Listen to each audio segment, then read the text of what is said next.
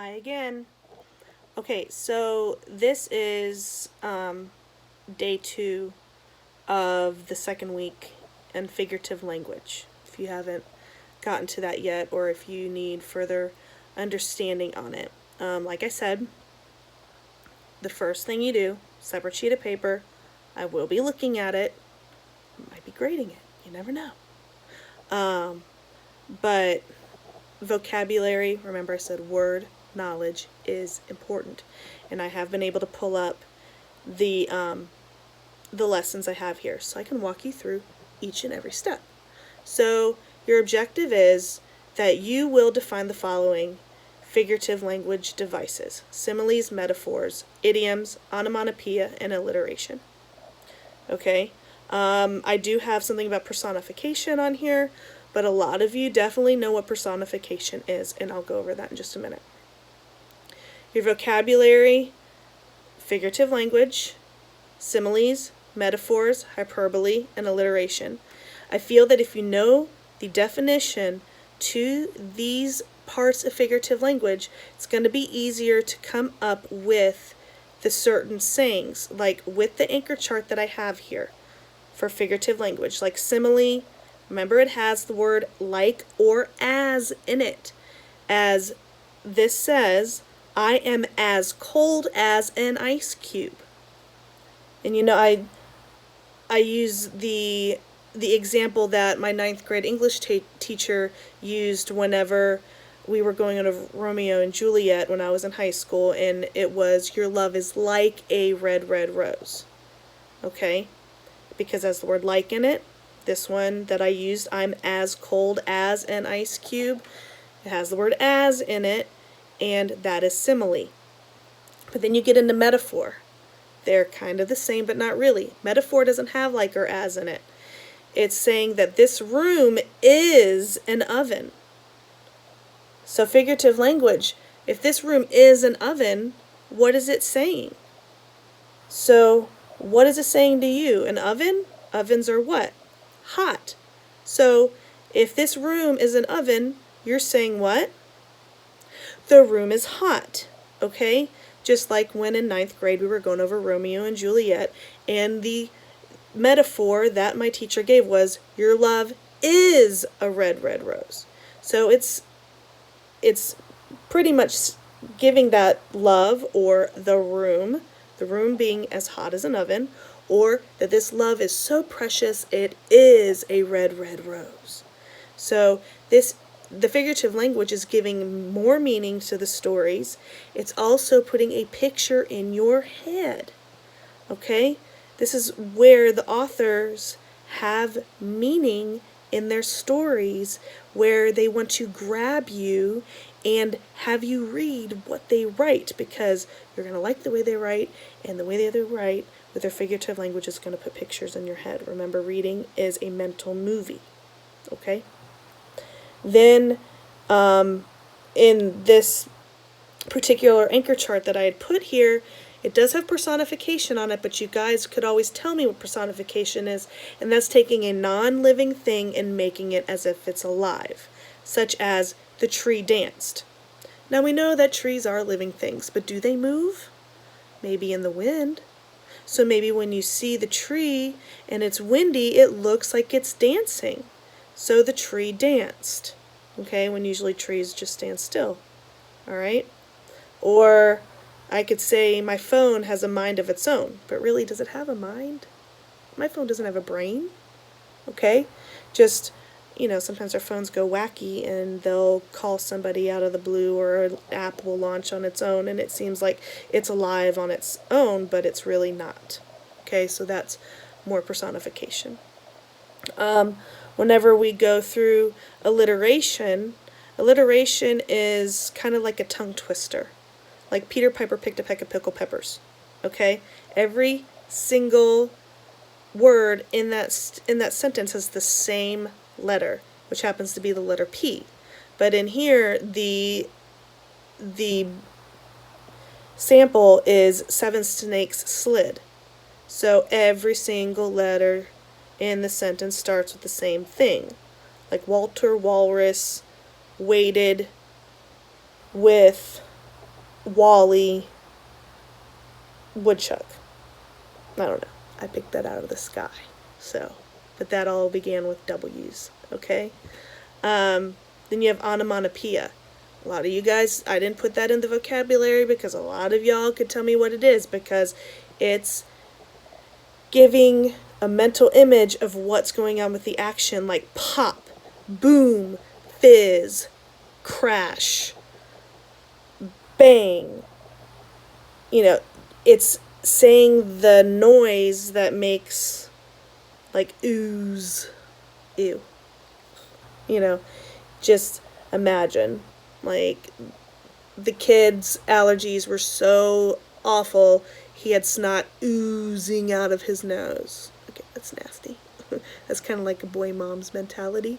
But also, you can say the fireworks were so loud that they popped and boomed all night and ended with a sharp fizz when they came crashing to the ground.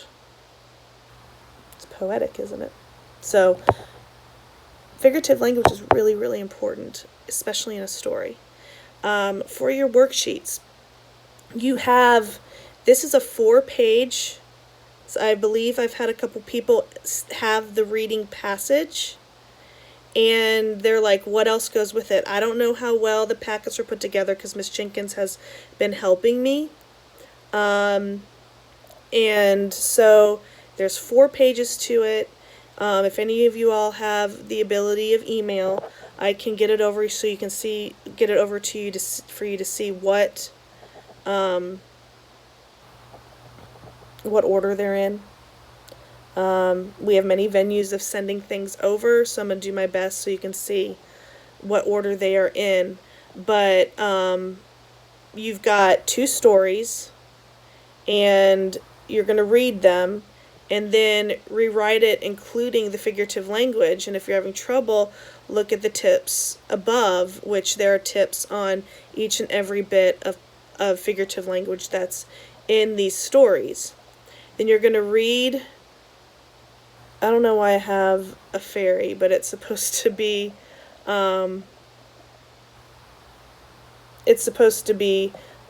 fairy tale is the actual, one of the actual stories. And so the following attached fairy tale, and complete the information about the story and put the story in your own words using figurative language. So there is that reading passage, but it's the ability to use your mind and your creativity, and that you get to be the author of this. You get to make up what's going on in it. Okay? Then, step 3B, write an extension on a separate sheet of paper. Choose a scene from the picture below. So there's a picture below. And write a story using at least 2 examples of onomatopoeia, alliterations, similes, metaphors, or hyperboles. So just pick 2. Don't use all of them. Pick 2. So say that I want an onomatopoeia and hyperbole. So, you know, an example of hyperbole is, I've told you 1 billion times about this. You know, really, have I told you 1 billion times? No, I haven't. That's over-exaggeration. It's over-exaggerating. And so when you pick those 2, every time you use one of those parts of figurative language, then you're going to circle that sentence that you wrote, so I know, and then write somewhere in the margin, or if you're going to double space it, write it above or below what kind of figurative language that is that you used. Okay, so circle it so I can easily find what you used, and I need you to write above or below, since you'll double space it, or in the margin if you did not. I need to know, what did you use? I'll be able to tell what you used, but just for you, so you remember, and also for me, because it makes it easier to grade, then I can see what you've done with your figurative language. And of course, at the end, there is a closing assessment. I want to make sure that you fully understand what figurative language is. This is something you're going to use probably a lot in middle school because you're going to be doing a lot of writing. You're going to be doing a lot of stories that you're making up. You're going to need to go into 6th grade knowing these things. Because remember, what I'm reviewing all comes together like this puzzle, and it makes up the story that makes up the plot and the main idea and the theme. Okay? Because they all build up to everything that you read. Okay? There's a purpose behind all this. So in this, especially, this is one of the things that grabs the reader and keeps you reading. Okay? So that's all I have for figurative language. Hope I wasn't too chatty, but I need you to understand. Okay? So remember that figurative language, it's a type of speech that is creative. They all have their own meaning. They all either over-exaggerate or describe something or give things more meaning, or there's just a more creative way of it, and a lot of that can lead to a more entertaining story. Okay? So you've got your lesson, you've got the anchor chart there, you've got me, so hopefully you're going to have better understanding. And remember, when you read a story, if you don't understand it the first time, go back and read it. If you understand the story, but you're having a problem answering the question from the top of your head, go back and find that answer, underline it, highlight it, something, so you know where to go back to, you know that you found the right answer. This is the time to be able to do that, because I've had a lot of you guys tell me that it's hard to go back and look, or you don't want to. No. Or some of you say you don't know how to go back and look for the answer, but guys, you really do. You do. It takes time. Slow down. Ask me, ask mom, ask dad, ask grandma, ask auntie, ask anybody to help you out with it, to go back and look. That's all you have to do, and believe me, just slow down and remember the process to get to the product and where you want to be. This is not going to be an immediate thing. This is going to take time. And the best thing to do when you're going back to look for the answer is underline that answer. Okay? And also there's always clue words in the question that will lead you back to the answer. Or before you read the questions and then read the story, because then you're looking for those answers. It's called subconscious. You're going to be, while you're reading, you're going to be looking for those answers already anyway. Okay? So I'll look up more tips to easy reading and going back and finding the answers. And I'm going to do everything that I can to help you understand better, okay? So I love you. That was figurative language. And I will be recording the next lesson. See you in a minute.